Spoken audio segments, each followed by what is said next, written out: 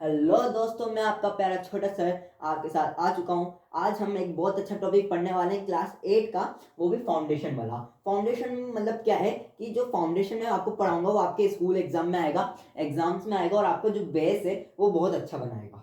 Clear है क्या? तो जो टॉपिक का नाम है वो क्या है? Cell organelle. सबसे पहले हम समझ लेते हैं कि सेल ऑर्गेनेल होती क्या है। तो सेल ऑर्गेनेल बेसिकली क्या होती है? जो साइटोप्लाज्म होता है, साइटोप्लाज्म जेली लाइक सब्सटेंस होता है जो कि ट्रांसपेरेंट होता है और सेल मेम्ब्रेन के अंदर इनक्लोज होता है।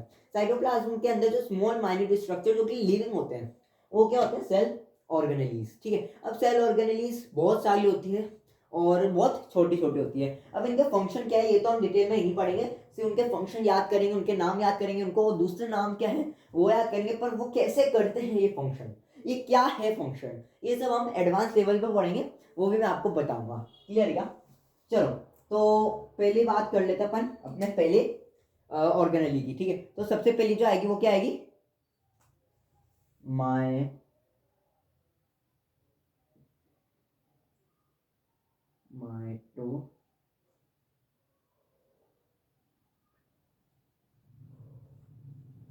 चलो, तो सबसे पहली जो ऑर्गेनेली आएगी वो कौन सी आएगी? माइटोकॉन्ड्रिया। अब देखो, माइटोकॉन्ड्रिया का दूसरा नाम मैं बता दूं, दूसरा नाम होता है माइटोकॉन्ड्रिया का power house of cell. Power house.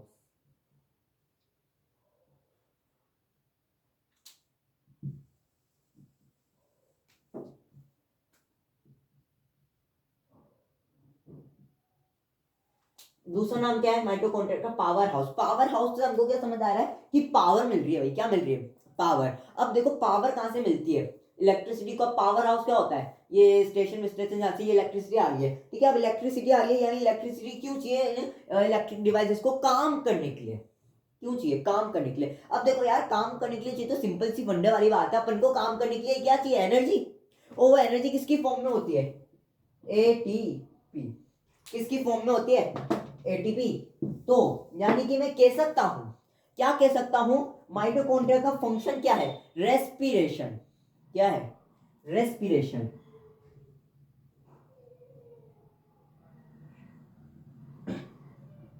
Help करना। रेस्पिरेशन इनका फंक्शन नहीं है भाई, है ना। Performs the function for respiration. ये क्या करेगी? रेस्पिरेशन हेल्प करेगी। Help. Help. Help in respiration. Function क्या है भाई इसका? Help in. Help. Help in respiration. Help in respiration. अब देखो, तुमको पता होगा कि जो ऑक्सीजन होती है वो आती है एल्वोलाई तक। एल्वोलाई, एल्वोलाई, ये एल्वोलाई है, सपोज करो, सपोज करना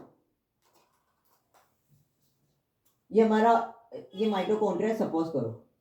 ठीक है, ये क्या है? हमारा माइटोकॉन्ड्रिया जो कि साइटोप्लाज्म सेल के अंदर प्रेजेंट है। ये सेल के अंदर प्रेजेंट है। अब सेल के पास से क्या निकलती है? Blood vessels. और ब्लड वेसल्स के अंदर, ब्लड वेसल्स के अंदर सपोज करो प्रेजेंट है O2। ठीक है, अब जो ये ऑक्सीजन है, अब जो ये ऑक्सीजन है ये क्या लेगा? सेल अपने अंदर लेगा बाय सेल मेम्ब्रेन। अब सेल मेम्ब्रेन के अंदर लेने के बाद ये ऑक्सीजन यहाँ पर जाएगा माइटोकॉन्ड्रिया। अब माइटोकॉन्ड्रिया के अंदर क्या होगा? जो एनर्जी बनेगी, माइटोकॉन्ड्रिया के अंदर एनर्जी बनेगी। अब माइटोकॉन्ड्रिया के अंदर एनर्जी कैसे बनेगी ये समझना। एनर्जी कैसे बनती है ये बात याद रखना। एनर्जी कैसे बनेगी? Glucose plus oxygen gives ATP and other materials. ठीक है, यानी कि रेस्पिरेशन में हेल्प कर रहा है, तो कहीं ना कहीं ये क्या करेगा? हेल्प करेगा एटीपी बनाने में। एटीपी कैसे बनाएगा? ग्लूकोज प्लस, ग्लूकोज भी नहीं, ग्लूकोज होता है मेनली फंडामेंटल यूनिट, है ना। जो सिंपलेस्ट है, तो ग्लूकोज प्लस ऑक्सीजन और क्या बनाएगा? एटीपी। ठीक है, glucose plus oxygen gives ATP. Clear है क्या?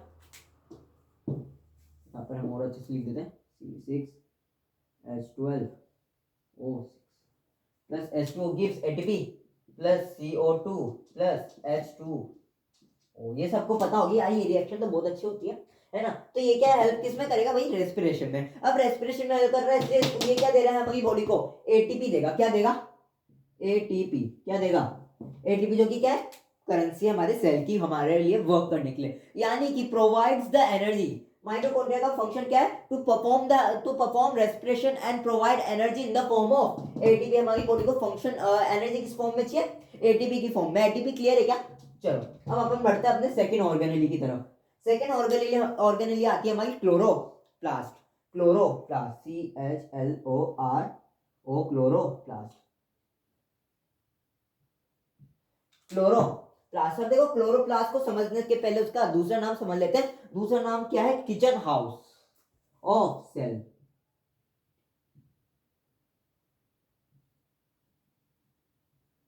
क्या है? Kitchen house of cell. अब देखो किचन हाउस से क्या समझ आ रहा है? खाना बन रहा है। क्या बन रहा है? खाना, ग्लूकोज बन रहा है। अब देखो सपोज करो खाना का बनेगा किचन में। अब किचन में खाना बना रहा है कौन? मम्मी। किचन में खाना कौन बना रहा है? मम्मी। तो chloroplast is like a mummy. अरे भूत वाली नहीं यार, है ना, माँ माँ। तो खाना कौन बनाया है? सपोज करो मम्मी बना रही है। तो यहाँ की जो क्लोरोप्लास्ट है वो क्या करेगा? किचन वर्क करेगा। किचन वर्क का मतलब क्या है? किचन वर्क यानी खाना बनाएगा। खाना क्या है? फूड क्या है? एनर्जी किससे बन रही है? फूड से। और फूड क्या है यहाँ पर? ग्लूकोज। यानी कि मेन जो फूड बन रहा है वो ग्लूकोज है। स्टार्च ये फॉर्म हो रहा है, ठीक है। यानी कि सपोज क्लोरोप्लास्ट जो है, क्लोरोप्लास्ट से हमको क्या समझ आता है कि क्लोरोप्लास्ट जो है वो भाई क्या देगा हमको? क्या देगा? एनर्जी देगा। क्या देगा? एनर्जी देगा क्या? अरे नहीं यार, फूड देगा, खाना बना के देगा, जिससे क्या बनेगी? एनर्जी। यानी क्लोरोप्लास्ट बहुत इंपॉर्टेंट है। किचन हाउस को इसलिए ही बोला गया। क्लोरोप्लास्ट जो होता है ना, अब ये एक ऐसे ऑर्गेनिल, अब खाना कैसे बन रहा है ये सपोज करना। प्लांट है कोई, ये प्लांट रहा, ठीक है। अब प्लांट के अंदर क्या होती है? लीव्स होती है ना, ये लीव्स ही। तो लीव्स के अंदर क्या प्रेजेंट होता है? स्टोमेटा। स्टोमेटा से कोई लेना देना नहीं है हमको। स्टोमेटा के अंदर जो सेल प्रेजेंट होते हैं, स्टोमेटा के अंदर जो सेल प्रेजेंट, कौन सा? Guard cell. गार्ड सेल के क्या कंटेंट करता है? गार्ड सेल क्या कंटेंट करता है? अच्छा, सबसे पहले अपन 7th क्लास के एक टॉपिक पे चलते हैं, लीव्स। लीव्स को क्या बोला गया था? Food factory of cell. Food factory क्यों? क्योंकि इसके अंदर क्या होता है? स्टोमेटा। स्टोमेटा कंटेंट करता है गार्ड सेल, और गार्ड सेल के अंदर क्या प्रेजेंट होता है? क्लोरोप्लास्ट। क्या प्रेजेंट होता है? क्लोरोप्लास्ट वाली ऑर्गेनेल, ठीक है। अब देखो ये ऑर्गेनेल प्रेजेंट है किसके अंदर? गार्ड सेल के अंदर। अब ये क्या करेगा? गार्ड सेल क्या क्लोरोप्लास्ट क्या कंटेंट करता है जिससे ये फूड कैप्चर कर पाता है? तो हमने जब पढ़ा था फोटोसिंथेसिस। फोटोसिंथेसिस करेगा जब तो खाना बनाएगा प्लांट। हम तो खाना बना नहीं रहे, है ना। तो हमने फोटोसिंथेसिस का जो काम था वो पढ़ा था। फोटोसिंथेसिस में क्या हो रहा था भाई?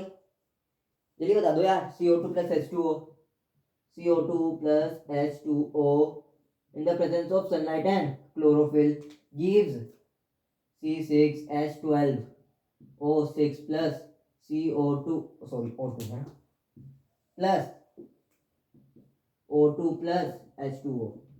बैलेंस बैलेंस तुम करते रहना, है ना। तो यहाँ पर मेन फंक्शन किसका आ रहा है भाई? क्लोरोफिल।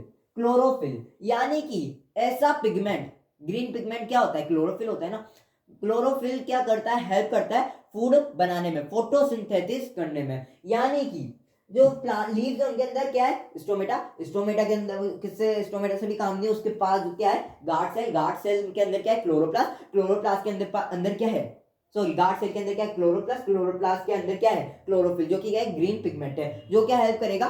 खाना बनाने में, सनलाइट को कैप्चर करने में, जिससे क्या बनेगा? खाना बनेगा, ग्लूकोज बनेगा। Provides green colour to plant. पहला काम क्या हो गया? फूड बनाना। इसका पहला काम क्या हो गया? फूड बनाना।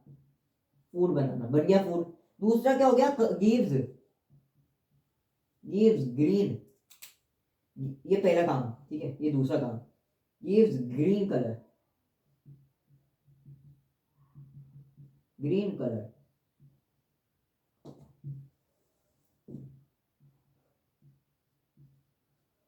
ये लिखे तो क्या देगा? क्या देगा भाई? ग्रीन कलर देगा। क्लियर है क्या? दो फंक्शन, पहला फूड बनाएगा, दूसरा ग्रीन कलर देगा। ऐसी अच्छी वीडियोस देखनी है तो सब्सक्राइब कर लेना। आगे का जो पार्ट है वो अगले पार्ट में। Bye bye.